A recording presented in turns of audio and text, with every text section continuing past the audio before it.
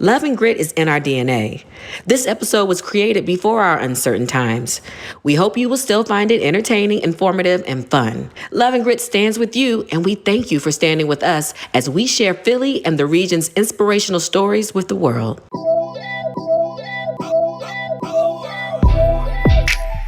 All right, folks, welcome back to Love and Grit. And this week, we introduce you to a new segment, The Sound of Philadelphia, with Janet Jackson's tour DJ and Philly's own DJ Aktive.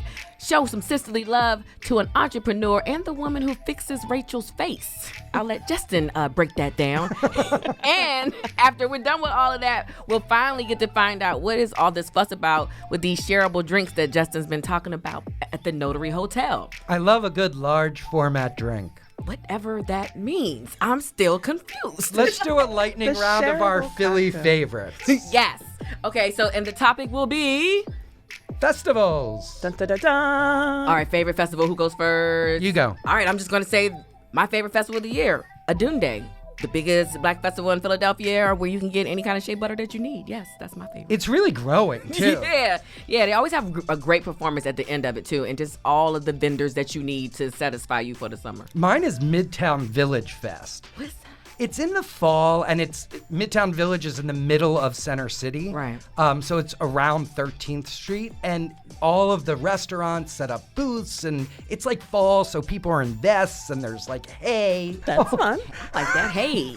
In the middle of the bar. Actually, here's a fun fact. I'm allergic to hay. Well, Oh, hey, my. how about that? But it does make you feel like there's fall when there's like scarecrows. Anyway, go ahead. Rachel. Well, I absolutely love the Roots Picnic. Last year, they actually changed the venue for the first time. It was in Fairmount Park at the Man. So it's a much larger space. You have more stages. You have panel discussions. This year, Meek Mill is performing, SWV. That's what you're looking forward to, right? I am. Okay, that was a surprise. Don't judge. So yeah, Roots Picnic for me. All right. And those are our festivals, so you need to check them out. Okay, but we're sticking to this show. Second episode of your favorite show, Love and Grit. So recently we asked one of our favorite and super duper busy Philly DJs to stop by the studio and catch up on all the cool things that he's doing. And when I say cool, I'm talking about cool, like Grammy parties, Carnegie Hall, Super Bowl. Touring with Janet Jackson. That part. Working with Alicia Keys, Common, The Roots, LL Cool J. The list goes on and on. We're name dropping right now. Yeah, so we were very excited that he had time to speak with us. Thank you for having me. I'm glad to be here on your show. Yeah, and it's been an awesome ride. I can say that I've known Aktive, since you first, I don't want to say first started DJing, because in my mind you probably was pretty young. Yeah. But pretty much. Earlier. How old were you when you started? When I started DJing, I'm going to say probably like 11. What? Did you put equipment together at home? My father did. He was like a DJ for fun, and then I just watched him and a couple of my cousins are DJs. They started doing like competitions and stuff like that, so I follow actually after them. Did you have a real record player to start? Oh yeah, I had the Fisher Price, the WKRP in Cincinnati. Who did not have that Fisher Price record player? You mentioned your cousins too. I was gonna say, were they known DJs in the city at the time? At that time, Kenya was. His name was DJ Ghetto, but Kenya was known at that time. He was into like a lot of competitions and battles. He was DJing for Wu-Tang at the time, and he came up like around the Roots area, like when they first started. They used to hang out at this club called Fever. You got to tell, too, Aktive, you got to tell people how it's not easy coming up as a DJ in this town, because this town is the home of, like, DJs. Oh, yeah. Like, we could drop names like Cash Money and Jeff and Rich Medina Rich and Medina, Questlove. Why do you think Philadelphia is a place that has launched so many DJs? I think it's just it's like a music town. I'm trying to just keep the torch going as far as, some of the people that I came up with. Like, you have Carvin and Ivan, they're great producers. Right. You have Jazzy Jeff, you have Cash Money. So I'm just trying to keep that same torch going now for the newer generation that's coming after us. But talk about that and talk about how it's not easy to break out in Philadelphia because of these no. and how you were able to do it and what was the moment when you did that. It's definitely not easy to break out in Philadelphia. I was doing radio at that time, and then I was working with a basketball player. Well, actually not a basketball player. His son, his name is Jay Irvin. That's right. And he had a game that was called Irvin Classic Wonder that he had on 52nd and Parkside, let's say back in like 2000. I started doing that game. And from that game, I met a lot of people there. So that gave me the exposure. So do you have a favorite Philly-based event? Like, there's so many things that go on, from the Roots Picnic and different festivals. Do you have something that you're like, you know what? It's that time of season. It's that year. What would that be? The Roots Picnic. AKA the reunion. The Roots. That's the reunion. That's when everybody come together. Yep. So salute the Quest. And I've never been. Oh, you have Can you to tell go. me about it? It's amazing. No, I haven't. You didn't invite me last year, I'm sorry. Rachel. I'm judging And you it's right been now. like 13 years. Yeah, the Roots Picnic is just a I'm lot coming of this year. You're invited. Everyone's invited. different artists that Quest and Tina Ferris. puts together, and Yeah. they bring a lot of people together. A lot of good new artists coming up, classic artists, rappers from New York, L.A. Active is usually and DJing on sometimes stage. I And DJ. people that you know, Meek Mill, like Meek Mill. headliners. And Yeah. it's And exciting. it's something Tropical for Quest. everybody, right? Yeah. You have to talk about that relationship and the relationships of Philadelphia people, like artists and creative people, how y'all all come together and do these remarkable events. So, I mean, you got Adam, you got Dre Harris, it's a bunch of us, man. And you got Man, it's a bunch of musicians, and we all just stick together since back before. We all met working with Flowetry, Music Soul Child, Jill Scott, it's all the same crew. So the nerd version of what Active just said, he named people like Man. Man is the music director for John Legend. He's been under John Legend's command since he was 18, 19 years old, right? Yeah. You mentioned Dre Harris. Andre Harris, other half of Vidal, Dre and Vidal, who have worked with Usher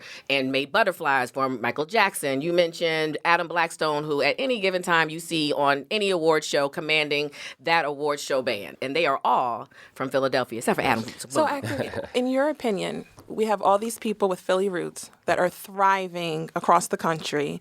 Do you feel as though in Philly it's easier to succeed? Do you feel the networking is different? Or are we just magical? What do you think is the reason that we're able to drop all those names and make that Philly connection? I don't know about the new generation, but I do know the guys that I've been dealing with, we kind of stick together, and then we try to bring new people in, new artists and new band members, and put them on and let them also see the fruits as well. But mentoring is such a huge part of this business. Absolutely. And you're doing that because you still speak in schools. You do some of the stuff with Dash. Yeah, I do something with the Dash program. Yeah, I just saw you on Instagram teaching the kids about DJing. Yeah, just trying to teach them, the youth coming up, teaching them how to DJ, how to be just not club DJs. Dash stands for Designed to Achieve Successful Heights. And Yeah. when did you because now that we dropped the name Janet Jackson because he is Janet Jackson's touring DJ. Love it. Are you Sounds going like on this next tour out with her? Yes. The tour starts June 24th. Where's she playing in Philly? The Wells At Fargo. Wells Fargo. Yeah. That's going to be an awesome concert. on the 9th. What's it like to play in the Wells Fargo when it's full? Oh, it's a great feeling, man. But it must never get old. The energy, you're the in your adrenaline own is great. city. Yeah, the adrenaline is good, You've been doing this for a while, but what kind of adjustments did you have to make when you got on this Janet situation? Because like you said, you weren't expecting. Now you're on The View. You got stylists and stuff like that. Like as a DJ, I just try to adjust and just take it all in. So I just was like, all right, I guess I got to do this. Let me get out here and do it. Get it over with. And how much freedom do you have when you're DJing the Janet? at first, I didn't have that much freedom. I ain't gonna say it was the issues, but when I first got on, she just You got to prove She know yourself. you, yeah. Yeah, she can't. Yeah, so she wanted to see me, and What you could do. right. So how it happened was the time I was working with Common, and I did like this routine with her Michael Jackson with the Billie Jean song, and he posted it up, and Jermaine Dupri reposted it, and then I got a call like that next week. Can I ask you about one recent thing that you did too that looked really dope on Instagram because I'm a stalker? Can you talk about this Black Thought at Carnegie Hall masterclass? That was amazing, yeah. Shout out to Black Thought for looking out for the upcoming rappers. So he basically does a master class. It's like a 3-day class with different rappers from New York, wherever. There's some people from Dallas, and he teaching them how to breathe and deliver their raps to make them rap better, and then we did a performance. So basically, they had me rehearse with them, and they did a show. They wanted to see if they can rock the crowd, basically. Oh, so each person Every gets a person got chance. a chance, yeah. So it was kind of dope. For him giving back like that is just awesome. I mean, coming from him, because he's like one of the #1 rappers out here. I don't think nobody could touch him. Salute to Black Thought. And he teaching these upcoming rappers how to rap and how to breathe and what punchlines to say is absolutely amazing. I mean, not bad to go from Carnegie Hall to the Love and Grit podcast. That's crazy. It was kind of like Carnegie Hall All-Star and then Love and Grit because you got to finish with the finale, you know. Nah, y'all We family. appreciate y'all you family. coming Y'all in. family. Ain't nothing changed. Thank you. All right, so before we go, tell everybody where to follow you, what you got going on that you want people to know about. Okay, you can follow me at djaktivemusic.net. You can also follow me at DJ Aktive on Instagram, DJ Aktive Twitter, DJ Aktive on Facebook. All right. Thank you. Thank you for coming Thank you, to Aktive. visit. I appreciate you guys.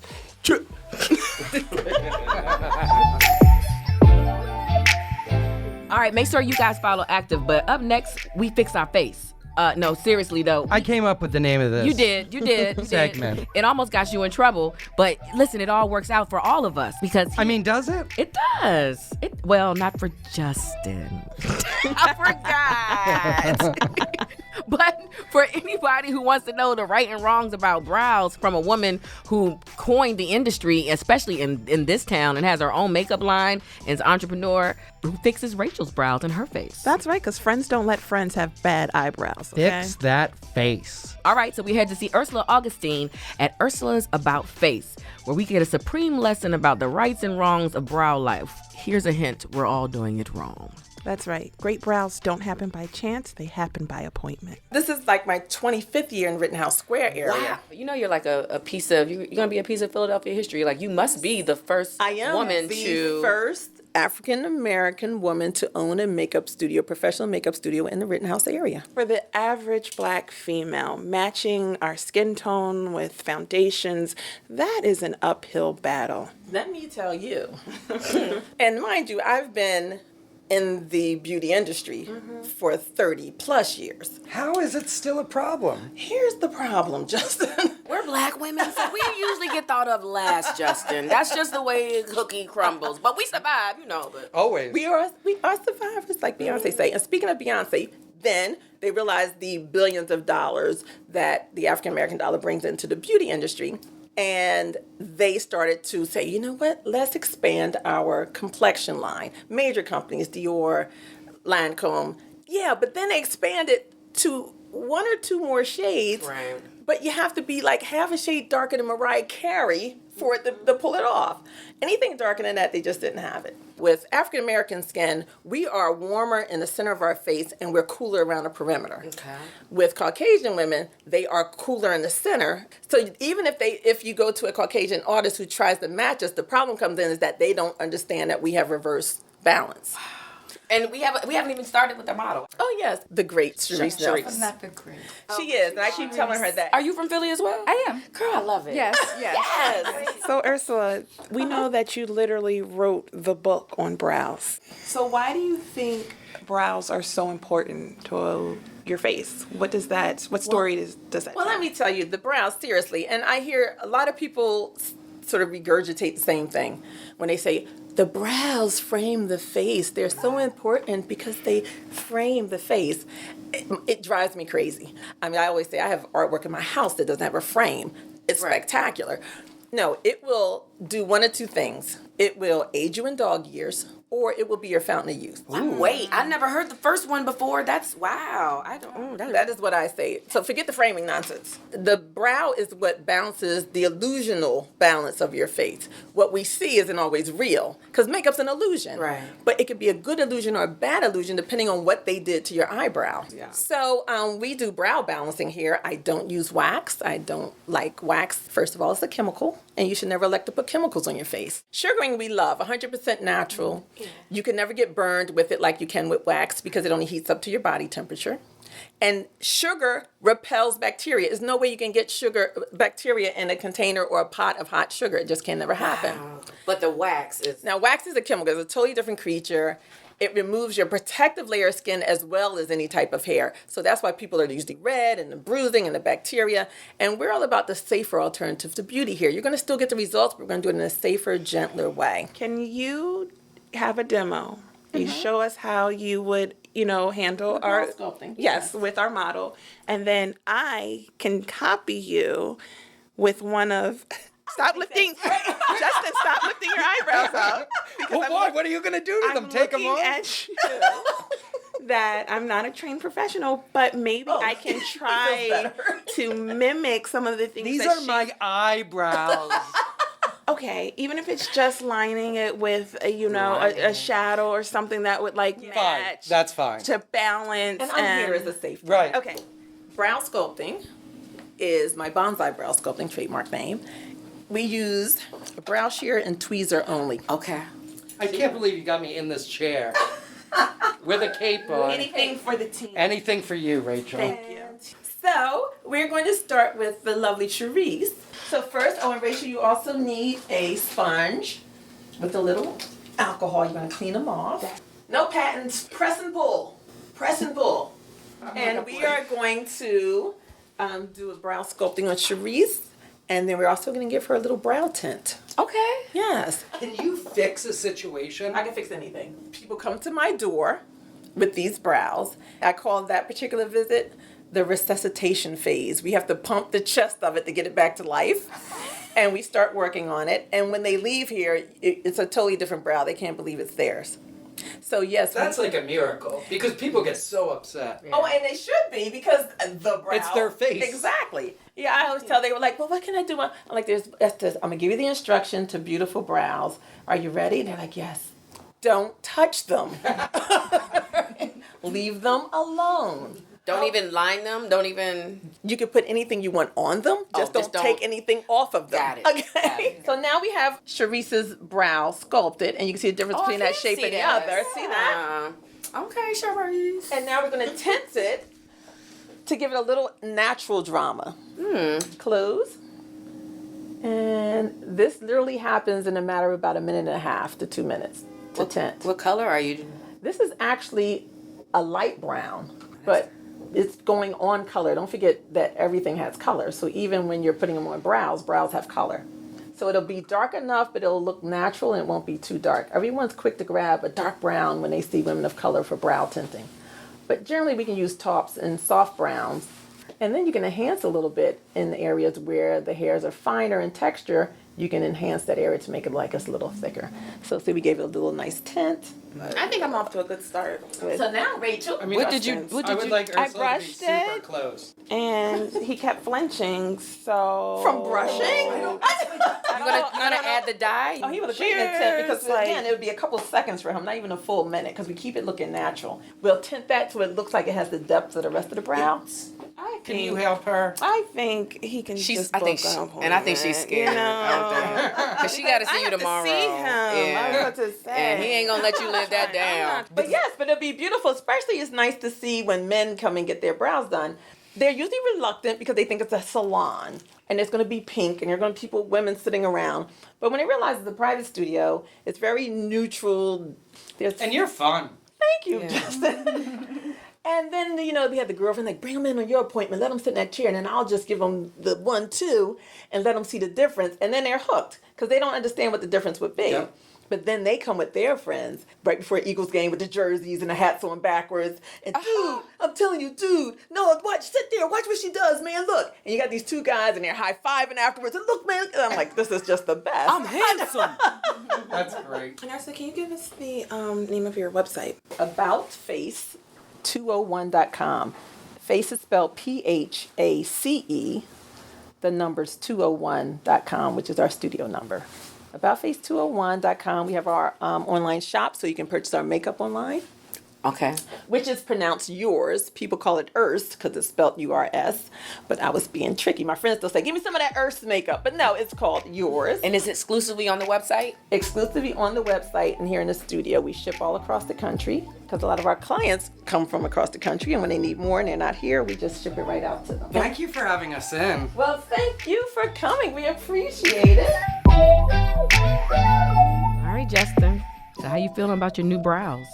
Why are we always talking about my brows? I didn't even know that was a thing. I didn't even know that you maintained them like you did. We learned a lot in that last segment. I felt like I gave a lot. And that's what we do here at Loving Grit. Wait, maybe it started after I left her the brow book on his desk. It was like, look.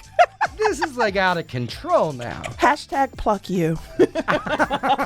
Next segment. Yeah, after all of this, we definitely needed a drink. So Justin, Rachel, and myself, we headed over to the new Notary Hotel. We needed a big drink.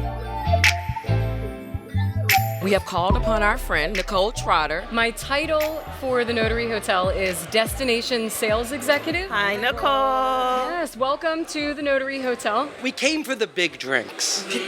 But this have big drinks. But this hotel has like amazing history from the second you walk in the door. So this is an autograph collection for Marriott. We're actually the only one in Philadelphia. Autographs are Marriott's boutique collection of hotels. And what's really special about them is that each one is very rooted in the location that it exists in. So being here in Philly, which this is a historic city, this particular building is a historic building. It's the City Hall Annex building. It's on the Register for Historic Places in Philadelphia, and it was built in 1926, and this acted as a government office building for City Hall. This is where people would come to get their birth certificate, their marriage license. Actually, where we're sitting at one time was voter registration. We have associates that work here in the building that in this building's previous life, they had to come here to get their birth certificate or marriage license, something like that. And, you know, as a hotel, we like to think that people came here to get those things. It was the start of a new journey for them. So now you come back as the Notary Hotel, and it's still, you know, another mark in your journey that you can leave here on the city. So here we have so much history, but we're seated in this warm, fuzzy environment. We're all together, warm, fuzzy feeling, and it makes you think about your girlfriends. It makes you think about traveling in a group, and how do you think the hotel speaks to that, and especially for 2020 being the city of sisterly love? Yeah, of course. The hotel is an experiential type of hotel, and one of the wonderful features that we have is our Sabroso y Sorbo restaurant, which is where we're sitting right now. What's it mean? It means savor and sip. And in perfect time. Starting with some cocktails. We have 3 different punch bowls, signed, sealed, and delivered. Love that name. This is the third delivered. This is delivered? Yeah, so it's a Bombay Sapphire Gin based cocktail with Saint Germain, some fresh lime juice. Very simple, very easy. Everyone loves it. You had me at St. Germain. Some Micro edible flowers in there. We thought, we're doing tapas menu items. What would be a really cool way to take it to the next level and do some shareable cocktails? So this is a great way to have some social activity, bring your girlfriends in, have a girls' night out, start with these cocktails, kick the night off. Oh my goodness, sangria too? Oh my. Do you want the red sangria or the white sangria? I just want a sangria. The one that lands in front of me would be just fine, Justin. Clink, clink, clink, clink, clink. Cheers. So back to the rooms. So we have 499 guest rooms here, and 83 of those guest rooms are suite upgrade options. We have an incredible amount of executive corner suites. Really spacious, all corners, so big windows, and the views of city. So most of our rooms look right at City Hall, which is, that's the heart of Philadelphia right there. It's beautiful at nighttime. Some of those rooms have connecting rooms, so come down with your girlfriends, get a couple rooms that connect. Our location right here in the heart, right by City Hall. So if you're going out of our front door, right out of our beautiful, vintage looking lobby, City Hall's there, lots of museums, walkable, Love Park's right across the street. And then right out of our back door is 13th Street. So the Reading Terminal Market's a block down. The 8th wonder of the world. There's an incredible food scene right here. So everything's really walkable. Fashion district's right here now. Oh yeah, that's incredible that they built that. It's up really over like there. in every direction from the hotel. Oh yeah. There's great things to do. Yeah. You could literally just go and get lost. What's your name? Bobby. Hi, Bob. Hi. We have some Brussels sprouts with some jamon serrano, and then they're tossed with a little bit of lemon juice just right on top. These ones are called papas bravas, so they're Yukon gold potatoes, deep fried, and then they're tossed in a little bit of Spanish paprika, salt and pepper, and then they have some garlic aioli on top. Delicious, thank you. When did you guys reopen? We just opened in July 2019. Okay, wait a minute. So we're at the dinner table, and I'm going to break etiquette rules and just ask you, what were the costs of the renovations? Yeah, so the hotel went through a $25 million restoration and renovation project. It encompassed all of the guest rooms and our ground level here, the restaurant, everything to make this a really experiential autograph collection. It's a big deal, and it's amazing. We love it. Thank you. Me too. I'm a proud mama.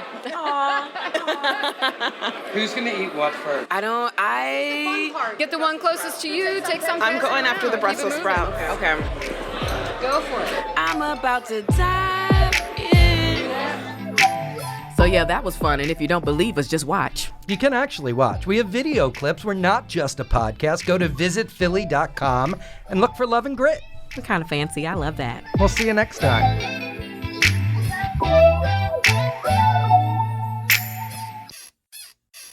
Love and Grit will continue to be here for you. So keep on listening as we share stories of kindness, creativity, and acts of love.